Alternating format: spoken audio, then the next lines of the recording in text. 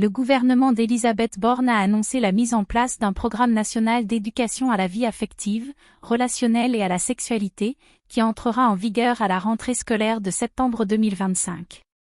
Ce programme a été adopté sous le gouvernement de François Bayrou et soutenu par les macronistes, visant à structurer un enseignement jusque-là mal appliqué malgré la loi de 2001 qui l'impose. L'objectif du gouvernement est de sensibiliser les élèves dès leur plus jeune âge à des valeurs telles que le respect, la lutte contre les discriminations et les violences, ainsi que la prévention du harcèlement scolaire. Dans les premières années de scolarité, en maternelle et en CP, le programme se concentrera sur la vie affective et relationnelle. Les enfants seront invités à apprendre à mieux se connaître, à reconnaître et exprimer leurs émotions, et à comprendre l'importance du respect des autres. Les notions de consentement et de prévention des violences sexistes et sexuelles seront également abordées de manière simple, dans un objectif de vivre ensemble et de respect mutuel. Cependant, ce programme soulève des inquiétudes parmi certains parents qui estiment que ces sujets sont inappropriés à cet âge et devraient rester du domaine privé de l'éducation familiale. Au collège, le programme deviendra plus approfondi. Les élèves seront sensibilisés aux notions de consentement dans les relations amoureuses, au respect des autres et aux dangers d'Internet, notamment l'exposition aux contenus inappropriés.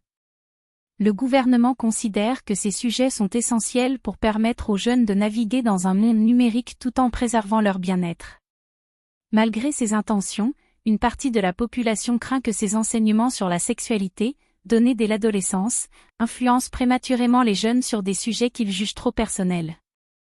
Au lycée, le programme abordera des thématiques plus complexes et détaillées. Les élèves apprendront sur l'égalité femmes-hommes, la lutte contre les stéréotypes de genre et les violences sexuelles, ainsi que la nécessité d'un esprit critique face aux pressions sociales. Le gouvernement considère ces enseignements comme un moyen d'assurer que les jeunes deviennent des citoyens responsables et respectueux dans leurs relations.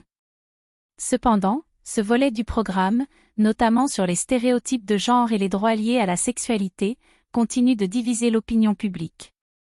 Certains estiment que cela relève d'une idéologie imposée par l'État et non d'un enseignement scolaire objectif.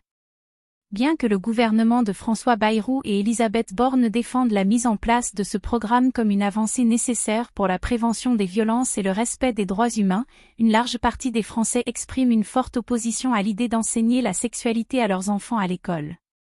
Beaucoup estiment que l'éducation à la sexualité devrait être laissée à la famille et non imposée par l'école, arguant que ces sujets relèvent du domaine privé.